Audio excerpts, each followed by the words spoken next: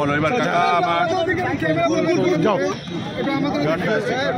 যাও যাও লোকসভা নির্বাচনে দাদা আমরা যখন পার্থভূমিকে ক্যান্ডিডেট করা হয়েছে তখনই আমরা জানতাম আমরা কত ভোটে জিতছি। ডে 1 থেকে জানতাম, আমরা তাই কনফিডেন্স ছিলাম। মানুষের গণতান্ত্রিক রায় দিয়ে আমরা এই ভোটে জিতেছি। ব্যারাকপুরের গুন্ডারাজ খতম, শান্তি ফিরে আসলো এবং মানুষের রায়ে সেটা ফিরেছে। উন্নয়ন হবে, এখানে আরও উন্নয়ন হবে। পার্থদার মতো শিক্ষিত আমরা খুব খুশি, এখানকার মানুষজন খুব খুশি, হাত ভরে ভোট দিয়েছে এবং আমার মনে হয় যারা গুন্ডা ক্রিমিনাল এই ব্যারাকপুরকে অশান্ত করে রেখেছিল তাদের এবার অন্য কোথাও যাওয়ার কথা। এখনো তো অনেক রাউন্ড বাকি আছে। আরে তারপরেও অনেক রাউন্ডে জিতবো, সব রাউন্ডে আমরাই জিতবো। মানুষের কিছু না হলে 1 লাখ ভোটের উপরে ভোটে জিততে পারে। হ্যাঁ দাদা, এখন আমাদের প্রায় 60,000 ভোটে অলরেডি লিড চলছে। সবার সঙ্গে করেছি, আমি পুরো বেঙ্গল জুড়ে করেছি। হ্যাঁ আমরা করেছিলাম, আমরা মানে 30-এর উপরে থাকবো এবং 34-35টা আসন আমরা পাবো এবং ডবল ডিজিটে হয়তো যেতে পারবে না।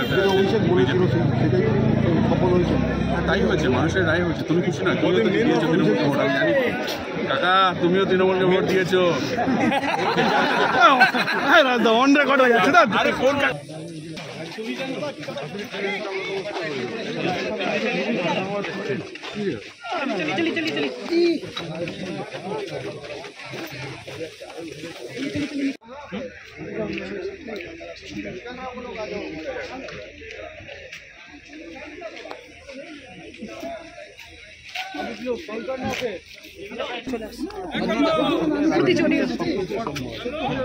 অসম্ভব বলে রেডি।